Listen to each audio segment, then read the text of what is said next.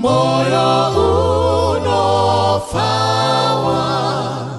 touya kuna Jesu mponesi wedu nekutenda touya kuchishangu chedu ora pawa kaneta shakanaka kuwayo mukuna mata tinokomborerwa ora pawa kaneta shakanaka kuwayo nguwa yekuna mata tenzi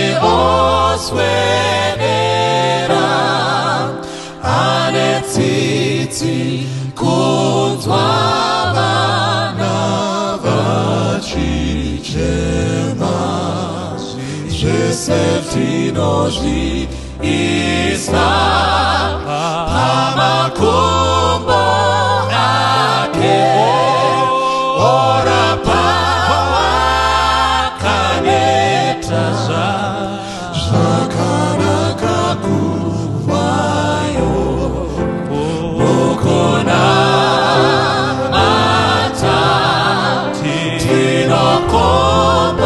tinokomborerwa ora pawa kaneta zvakanaka kuvayo nguva yekuna mata apo vanoyedzwa toisa kuna tenzi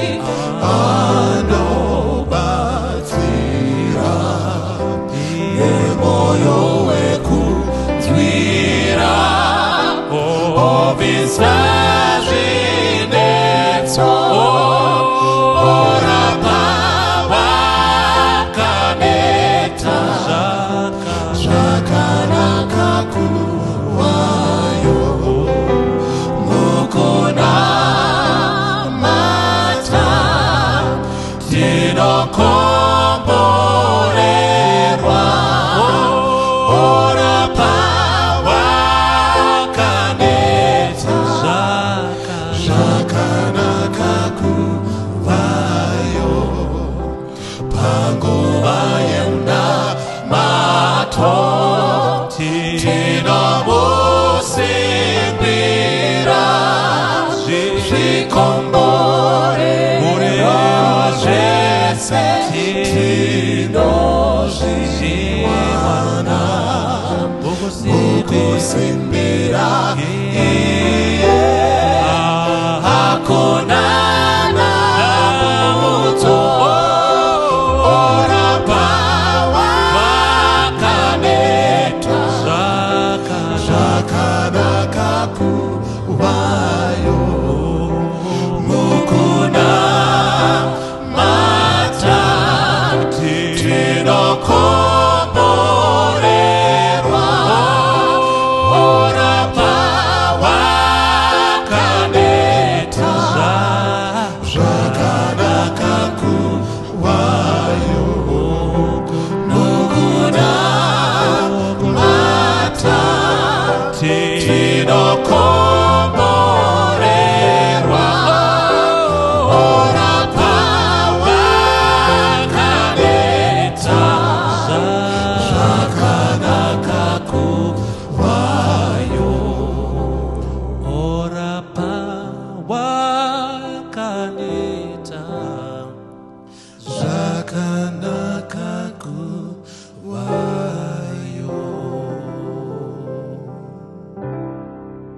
Kwazwai vana vaMwari, toda kutenda Mwari zvikuru zuva ranhasi tiri kupinda mushoko patiri kunotarisa pfungwa dzinokosha mumaprophetic books, because kwataakuenda nenguva kunoda kuti tidzore pfungwa dzedu dziende muzvinyorwa zviri prophetic, nekuti Mwari unoziva zvakavanzika zvose nezvichaitika zviri maoko ake. Hakuna chinoitika panyika pano chakavanzika paruoko rwaMwari. Saka Mwari haaitewo chinhu asina kuudza varanda vake ivo vaprofita, ndozvinotaura Bhaibheri. Mwari unotizivisa nekuti ndiye unoona zvaitika nezvichigere kuitika. Ndiye unogara wakadaro zuro nhasi nekusingapere. Ndiye unoona zvatisingavoni, nekuti zvimwe zvatiri kuona panyama zvakaprofitwa pamweya. Saka muchaona kuti pfungwa dzedu dzinodhonzwa mazuva kupedzisira kuti dzidzokere kumabooks aDaniel zvakazarwa. Patiri tichiona Mwari vachirongedza maevents achafamba nguva kusvikira Jesu paanodzoka. Saka muchaona kuti zvinokosha kuti tiongorore bhuku raDaniel, toongorora bhuku razvakazarwa. Nekuti patinoona zvinhu mubhuku raDaniel, tinoona zvinhu mubhuku raDaniel at a smaller scale, zvichazoitika at a global scale, zvakura. Saka Mwari unoedza nepaanogona kupfekedza zvese ipapo kuitira kuti isu vachafamba murwendo urwu tisarasika. Saka mastation tinawo kuti tichabva apa togoenda, tobva apa togoenda, tobva apa togoenda kusvikira Jesu achioneswa. Saka nhasi ndoda kuti titarise, nekuti tine zviporofita zvenguva zvatinopiwa, nekuti muchaona kuti Mwari munguva dzake dzose anga agara iye achingoti marudzi ose evanhu anovapa prophetic time, kuitira kuti vanhu vasarasika pakuziva nguva. Prophetic time, even mukadzokera back mazuva ana Noah, muchaona kuti prophetic time yakanga iripo, yakabatana nejudgment message, yakabatana nepresent truth, yakabatana ichiparidzwa neremnant church. Muchaona kuti madetails iya ari very important. Saka mumagenerations anofamba, Mwari anotaura nevanhu nepresent truth, chokwadi chenguva iyoyo, kuti ndechipi chokwadi chatinofanira kunzwa chichiparidzwa pamapodiums, pamapulpits edu, chokwadi chacho ndechipi. Saka munhu wese paanomira achiparidza anofanira kubvunza kuti is this present truth, chokwadi chandiri kutaura ndicho here chinofanira kusvika kuvana vaMwari munguva dzino. Uye vanoteerera vanofanira kubvunza, ndo chokwadi chatinofanira kunge tichinzwa here panguva ino. Saka tinofanira kunge tichinamata tose, so that tigone kupiwa chipo ichi chinobva kudenga, chinouya chichitaura nesu, topiwa the fresh bread from out of grace. Saka muchaona kuti ndo yanga iri pfungwa yaMwari kubva kare, nekuti Mwari paanosimudza, even madzokera mubhuku raGenesis, mvura yemurove isati yanaya, Mwari paanomutsa vana Enoki, these were powerful men of God. Vakanga vari varume vakanga vachigara mukantri, vari varume vachigara mukantri vasingagare mukati meguta rakanga ravakwa naCain. Vari ikoko vakanga vachiverenga the book of nature, but vakanga vachiziva kuti Jesu uchauya pasecond coming. Vakanga vasiya vaprofita kuti mvura ichanaya yemurove. Ende mwana akazvarwa naEnoki akafamba naMwari for 300 years. Bible roti 300 years Enoki aifamba naMwari. Iwe wafamba naMwari 2 years watoneta.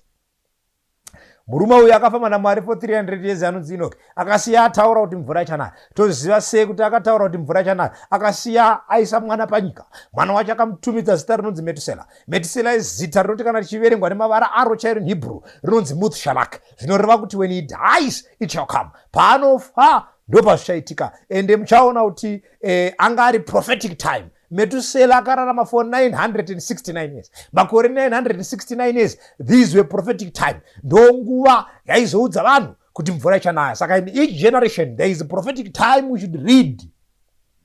Tofana kuverenga nguva. Saka Pauro anoti zvinokosha kuti titarire nguva yedu nekuti mazuva akaipa. Saka uchiona mubhuku raIsaya tinonzwa ichitaurwa zvonzi chirevo pamusoro pedhuma. Munodara ari paseira achiti, dai murindi inguva ipi usiku, dai murindi inguva ipi usiku, murindi woti mamakwedza osvika neusikuwo. Kana muchida kubvunza bvunzai, kana muchida kudzoka dzokai uyai. Saka nyaya yetime inokosha, because even panotanga Bhaibheri rinointroduce time. Muchaona kuti nyaya yenguva inotaurwa even muGarden of Eden. Vakapromiswa vakanzi even mabuda panze kuchauya Mesiya. Kana achinge auya achatsika musoro wenyoka, nyoka icharuma chitsitsinho chake ndichaisa rivengo pakati penyoka nemukadzi. Paitaurwa nyaya dzetime, zvichaitika mukuzara kwenguva. Even Bhaibheri rinotaura nyaya dzenguva muNew Testament. Saka muchaona kuti nyaya dzenguva dzinobva back kuOld Testament dzichiuya. Saka Enoch Methuselah was a prophetic time pamazuva ake, and Noah akauya nepresent truth yekuti mvura yakuda kunaya. For 120 years present truth was being preached, vanhu vachiuya kuzovaka areka, and areka yakavakwa on dry land. It was built by faith. Nekuti mvura yanga isati yambonaya ichibva kudenga, mvura yese yainaya panyika yakanga ichinyoroveswa nedova raibva pasi. Nekuti bhuku raGenesis rinoti Mwari wakanga achiri kunyorovedza nyika nedova. Saka mission yakanga ina Noah yanga yakaoma, because aitaura kuti mvura ichanaya ichibva nekudenga. Saka vakomana vemeteorological department remazuva aya vakati hakuna meseji yakadaro, mvura igona kunaya ichibva kudenga, mvura yese inobva pasi. But vaiva nepresent truth yakanga ichiuya naNoah, vaiva neprophetic time vachiti kana sekuru Methuselah vachinge vafa ndobva zvichaitika. Vakanga vaine remnant, the church was there, yakanga ichimira nepresent truth kuti imutse nyika nekusvinudza vanhu vakanga vakavata pamazuva aya. Saka tine muimba anoti mutsai vakarara, chemai vamuka. Vanoera ngavati tenzi aswedera. Muchaona kuti even mutime yakararama naAbraham, mukanga muchidzidza nyaya dzenguva, Abraham akapiwa chiprofita chenguva, prophetic time. Akaudzwa kunzi iwe bhuku raGenesis chapter 15 verse 13 akaudzwa Abraham akanzi vana vako vachanogara sevatorwa panyika yevatorwa for 400 years. That was a prophetic time. And iye Abraham paakapiwa prophetic time he was a prophet of God. Nekuti tinozviona panotorwa mukadzi wake naAbimeleki paanotaura kuti iye hanzvadzi yangu. Zviro kwazvo yakanga iri hanzvadzi yake, nekuti anotaura kuti iye hanzvadzi yangu asi takasiyana vana mai, nekuti uyu mukadzi mai vake anga ari mukadzi wechipiri, Tera akanga ari vakadzi 2. Mukadzi wechi2 waTera ndiye akazvara Sarai. Saka anozvitaura izvi, ende muchaona kuti pamazuva ari kutaurwa izvi prophetic time yakanga yapo. Vanhu vakanga vachitofamba vachiziva kuti pane 400 years zichagarwa vanhu vachigara munyika yevatorwa. Ende kana mukaverenga zvinonzi for 400 years vakanga varimo munyika yeIjipita. Ende vari munyika yeIjipita Moses inobva amuka akatora prophetic time iya akaita present truth, because Exodus chapter 12 verse number 40 inotaura kuti vana vaIsraeri vakagara munyika yeIjipita for 430 years. Ende 430 years, 30 years dzakadhilewa naFaro asingati kuti vaende. But they had prophetic time. Saka muchaona kuti in every generation Mwari vanoisa prophetic time kuitira kuti vanhu kana vachifamba vasarasika, kana vanhu vachienda vasavarairwa. Because iko zvino tinoona kuvarairwa kuri kuitika panyika. Tinoona kuti entertainment iri kuuya neshungu dzakazara kuvaraidza vana vaMwari kuti varege kuona event iri mberi. Saka Jesu achibvunza kuti kana mwanakomana womunhu achiuya achaona here kutenda kuri panyika, nekuti pamuka so called celebrities panyika vari kurasisa vanhu kuti vasagone kuona kuti nguva yafamba. Kwamuka vanogadzira entertainment, ende muchaona kuti even music iri kuibva panyika pano hakuchina vashoma vanoimba zvinorumbidza Mwari, vazhinji vari kuimba music inorumbidza upenyu hwavo. Ende muchaona kuti pava nekurasika kwakakura, music inopromota spiritualism, music inopromota vakafa vane chavanoziva, mafirimu anopromota kurasika kusina kutaurwa mushoko raMwari. Saka muchaona kuti dilemma yatanayo, fashion yazara, vanhu vari kurasika. But Mwari muevery generation ane zvinhu zvaanotiisira kuti tiverenge kuti tizive kuti nguva yafamba. Saka nguva dzaivako pamazuva ana Abraham. Even ukanga uchidzidza nyaya yenguva inotaurwa munguva dzana Jeremiah. Vana Jeremiah vakanga vaine nguva akataura 70 year prophecy, akati vanhu vachaenda vanogara kuBhabhironi, but kana vari kuBhabhironi ikoko Mwari uchavashanyira. Ende anotovaudza kuti gadzirai dzimba muri ikoko, anovaudza kuti roranai murodzane muri ikoko, but Mwari uchakushanyirai. Saka nguva Daniel anozotaura pachapter 9 oti ndakazoverenga ndikadzivisa mubhuku raJeremiah kuti makore mangana akanga ataurwa naMwari kuti tichagara tiri paBhabhironi, and ndikaona kuti it was 70 years. Saka Mwari anounza prophetic time pamazuva edu, and yoita present truth pane dzimwe nguva. Saka muchaona kuti patinopinda mubhuku raDaniel pataakunopedza, Daniel paanoona zvaairatidzwa, tinoona history yemuprofita, toona experience yemuprofita, tobva taona chiprofita zvichiitika mubhuku iri. Muchaona kuti patinoverenga tichadzidza kuti Daniel from chapter 1 Bhaibheri rinotiratidza kuti he was full of understanding, anga akazara nekuchenjera, nekuti Bhaibheri rinoti akamiswa pamberi pemaBhabhilonians vakanga vakachenjera vakomana vaKedhia venguva iyoyo. Daniel akaonekwa nevashamwari vake. Bhaibheri rinoti he was 10 times wiser than the Babylonians. Kutaura kuti paidiwa answer 1 vana Daniel vakaisa 10, pakama akabepa after of 100%, rana Daniel rakaonekwa riri 1000%. ndokuchenjera kwanga vakaita pachapter 1. Pachapter 2 vana Dhanieri vakaoneka kuti vane uchenjeri because vadudziri nevachenjeri vebhabhironi vakatadza kutaura zvakanga zvarotwa namambo Nebhukadhineza. Ende Dhanieri akataura ari pamberi paNebhukadhineza akati, mambo, ndoda kukuudzai kuti kudenga kuna Mwari anozivisa zvakavanzika. Ende vakaoneka kuti vanga vakachenjera. Nebhukadhineza akati, Mwari waDhanieri anofanira kunamatwa. Pachapter 3 kana mukaverenga pabandi redhura, vakomana ndo pavanomira, vakamira neuchenjeri, vakati hatigone kudonera pachitombi chavakwana Nebhukadhineza. Vakamira vakakanwa muchoto, but vakanga vaitaura vakati, kunyange Mwari akatirwira kana akasatirwira, isa hatiwire pamberi pechitombi mambo. Saka muchaona kuti vakamira vakataura izvi, vakazara neuchenjeri. Pachapter 4 Nebhukadhineza anorota, ende paanorota muti unokwira uchienda kudenga but unozotemwa. Anotsvaka munhu anomududzira. Dhanieri akauya akamutaura akati, mambo, zvinoreva chifananidzo zvinoreva hope dzamaroto nezvekuti muchaenda munogara pakati pemhuka, muchanorarama muri kuGreenland University for 7 years muchifura sora. Dhanieri zvikanzi naNebhukadhineza, ndaona kuti mauri mune uchenjeri usingawanikwe pakati pevanhu, but uchenjeri hwaMwari uri mukati mako. Saka Dhanieri from chapter 1 muchaona kuti bhuku rinoratidza kuti anga akazara neuchenjeri.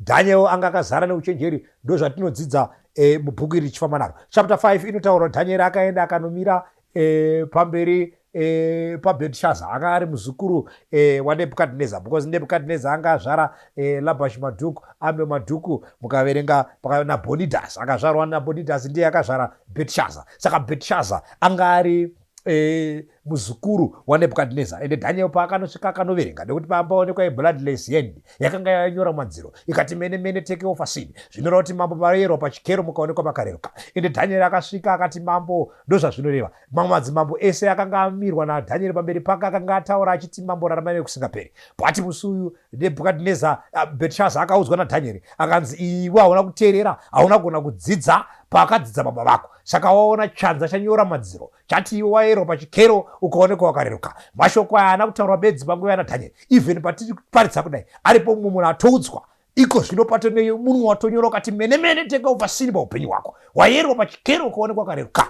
Iko zvino patiri kutoparidza kudai, varipo vayerwa pachikero paumbavha vakaonekwa kunzi vakareruka, varipo vayerwa pachikero paupombo vakaonekwa kunzi vakareruka, varipo vayerwa pachikero pamakuhwa vakaonekwa kunzi vaparadzi vanoparadza vakareruka. Nyaya iyi haina kuitika pamazuva aDhanieri. Nhasi chaiye munhu muHarare aripo mumwe anziwe wayerwa pachikero waonekwa wakareruka. Aripo nhasi pasocial media aonekwa ane zvaaposta, anziwe wayerwa pachikero waonekwa wakareruka. Aripo nhasi ane zvaaposta paWhatsApp pastatus yake, anzi nhasi waonekwa wayerwa pachikero ukaonekwa wakareruka. Saka hazvina kutaurwa bedzi pamazuva aNathanieri. Saka muchaona kuti Dhanieri akamira akaratidza akapuruvha uchenjeri hwake. Even pachapter 6 paakanopinzwa mugomba reshubha vakanga vapuruvha his intelligence. Saka Dhanieri, he was one of the wisest men. Aiziva zvinhu zvokudenga kusvikira bhuku raEzekieri rinokombewa Dhanieri naDhiabhorosi. Devil naDhiabhorosi. Devil anokombewa naDhanieri. Ende Bhaibheri rinoti iwe Dhiabhorosi wakachenjera kupfuura Dhanieri. Saka muchaona kuti Dhanieri wanga akachenjera pakuziya zvinhu zvaMwari. But pamunotanga kuenda pachapter 8 muchienda mberi, muchaona kuti Dhanieri, bhuku iri rinotransida, rinoratidza kuti zvaakuonekwa naDhanieri akuratidza sekunga confused. Ende Bhaibheri rinoratidza kuti pese pari kuona Dhanieri mavisions aya from chapters 8 to chapter 12, Dhanieri ari confused. Ndisaka muchiona kana moverenga panoramba paine word rinova richingodzoswa naGabriel pamavisions aya rinonzi understand the vision. Understand the vision. Nzwisisa zvawaratidzwa. Nekuti Dhanieri ari kufamba nezvaari kuona. Saka muchaona kuti from Daniel 8 to Daniel 12 one vision yakaonekwa munguva dzakasiyana, because muprofita ari kutadza kubata chirahwe chaari kuratidzwa naGabriel.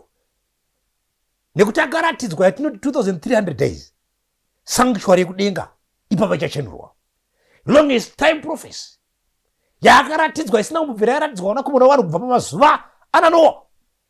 Mwari akati munofanira kuverenga because pane zvichaitwa naMwari achichenura sanctuary. Zvizvi vanakomana vanhu zvinofanira kuchenurwa panguva iyi. Vanhu vanofanira kunge vachenurwa nekuti basa rinenge richibatwa panzvimbo tsvene-tsvene. Saka muchaona kuti Dhanieri anoti ndakanzwa asi handina kunzwisisa pachapter 8. Gabriel akamutsvaga pachapter 9 apa akanga achinamata akati ndakuuya kuzokutsvaga because ndanzi ndikupe kunzwisa, but Daniel ana kunzwisa. Pachapter 10 Daniel anoti ndakada kunzwisa ndikasiya even kudya nyama, ndikasiya even kudya zvinozipa, hazvina kupinda mwoyo mangu kana mudumbu mangu. Saka Daniel paanotaura statement iyi anoti even ndaita muvegetarian ndashanyirwa naGabriel handina chandakabata. Kureva kuti prophecy yatiri kuverenga pana Daniel chapter 8 to Daniel chapter 12 ine chekuita nekunzwisisa. Saka Daniel anoti ndakatadza kunzwisisa. Gabriel akati nzwisisa zvawaratidzwa.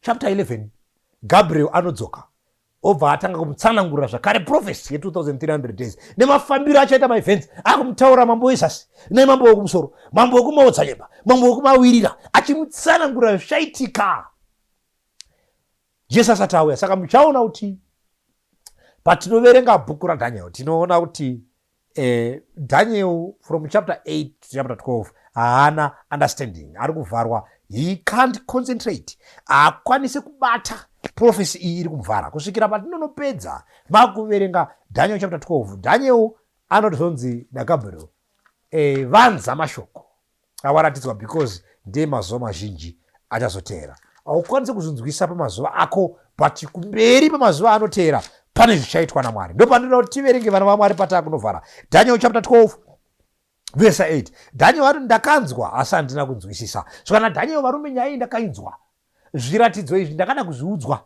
ndikazvinzwa, but handina kunzwisisa, ndakashaya understanding. Daniel akamhenga awana understanding yechitombi chiri pana chapter 2. Daniel akamhenga atsanangura dream iyi pachapter 4 yaDaniel, but apa ari kuti ndakanzwa asi handina kunzwisisa. Ipapo ndikati kwaari naishe wangu kupera kwezvinhu izvi ndekweiko. Hanzi iye akati chienda ako iwe Daniel, vanzi aiwa Daniel chienda ako, nekuti zvinhu izvi mashoko aya akavanzwa nekunamirwa nechisimbiso kusvikira panguva yekupedzisira. Zvanzi nyaya iri apa ndeyekuti mashoko aya avharwa, but kana taamazuva ekupedzisira chisimbiso chabviswa, mashoko aya achavhurwa. Mwari kudenga ngati because zvisina kunzwisiswa naDaniel pamazuva ake, zviri kunzi naGabriel, Mwari uchazvivhurira vanakomana vavanhu kana nguva yakunopera. Saka kuti wati prophecy ye2300 days tofanira kuiverenga because zviri kunzi naDaniel, Mwari achaivhura, achavhura meso edu tinzwisise. Chapter 10 inobva yati vanenge vanzwisa vazhinji vachazvinatsa. Mwari kudenga ngati because prophecy ye2300 days inotibetsera kuti tigone kuzvinatsa. Kana usina kunzwisa prophecy ye2300 days haugone kuzvinatsa. That is why we are in this mess. We have many preachers. Tine vaparidzi vakawanda vaparidza, but tine vatadzi vakawanda. Why tine vatadzi vakawanda? It's because people have not been directed kuvaendesa paprophecy because inovabatsira kuti vagone kuzvinatsa nekuzvichenesa. Saka prophecy yemubhuku raDaniel ye2300 days inotibatsira kuzvichenura vana vaMwari. Saka inoti vazhinji vachazvinatsa nekubviswa tsvina. Kana uine tsvina ena unoverenga prophecy because ichakubatsira kuti uzive kuti tine muprista mukuru akadai ari mudenga, iye Jesu anonzwisa kutambudzika kwako, ada kukupa power rekuti ugone kurarama upenyu hwakarurama. Saka anotaura pana pauti iye vazhinji vachazvisa tsina asi vakaipa vacharamba vachiita zvakaipa. Hapana pakati pevakaipa vachanzwisa asi vakachenjera bedzi ndo vachanzwisa. Kureva kuti Mwari ano uchenjeri hwaanda kudzikisa muvanakomana vavanhu. Mwari ane shungu dzaainadzo mukati mezuva ranhasi kuti iwe ugona kuona uchenjeri. Kana wana uchenjeri uchanzwisisa zvakavanzika zvekuponeswa kwako. Ende inobva yati vazhinji, Mwari ngaavongwe because havasi vashoma vachanzwisisa prophecy. Bhaibheri riri kuti vazhinji vachanzwisisa. Saka meseji yatinayo zuva ranhasi vana vaMwari ndekuti let us go and read these beautiful prophecies. Kana tichinge tanoverenga tichavhurwa njere. Kana njere dzedu dzavhurwa tichaona panotipa power rekuchenurwa kuti tigone tigare takachena because we are in this mess. People are not reading. Vanhu havasi kutsvaka uchenjeri, vanhu havasi kuverenga zvinokosha because Bhaibheri riri kuti kuipa kunovabvisa pamberi paMwari. Vhesi inoti zvakaipa zvenyu zvakubvisai pamberi paMwari, zvavhara nzeve yake kuti arege kunzwa. So let us go and read bhuku raDaniel nebhuku razvakazarwa. This is just a glimpse of what is there. Tazara nevaparidzi vari kuparidza nemapodiums, tazara nevanhu vasiri kuziva kuti tiri kubvepi tichiendepi now because there is much deception. Satani iko zvino abata nyika, but iko zvino Mwari unounza shoko iri rakabata the three news message kuti igone kuva vanhu vanoprepare of what is coming in the near future. The storm is coming. It's high time we prepare today, and the book of Daniel is going to prepare us. Until we meet again, God bless you.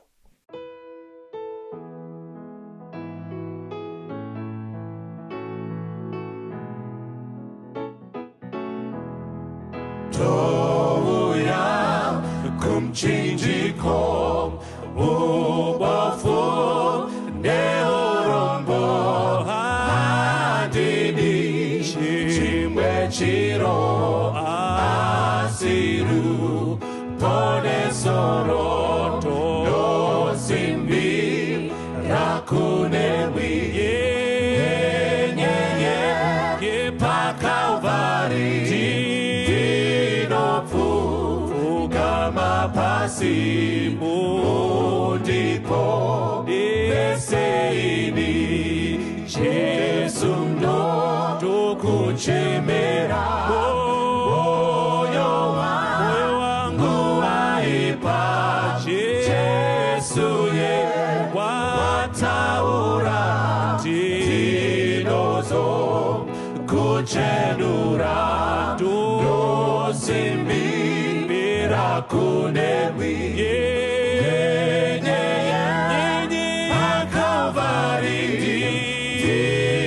dinofu kama pasi ndipo beseini da paje sekunewi jiroje seje pasi moyo je Emuwiri uwewe yunarini dosimbi rakunewi Yeye pa Calvary dinofu kama pasi ndipo beseini dosimbi Rakunewi Munezi Zito zenyu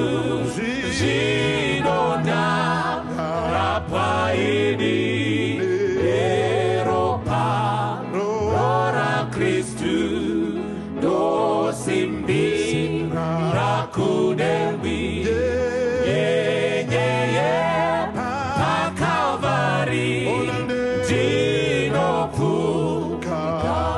Pasi ndipo beseini Jesu rikuya moyo wangu wazara zinonda kachenurwa biriku na Jehova dosimbi Rakunewi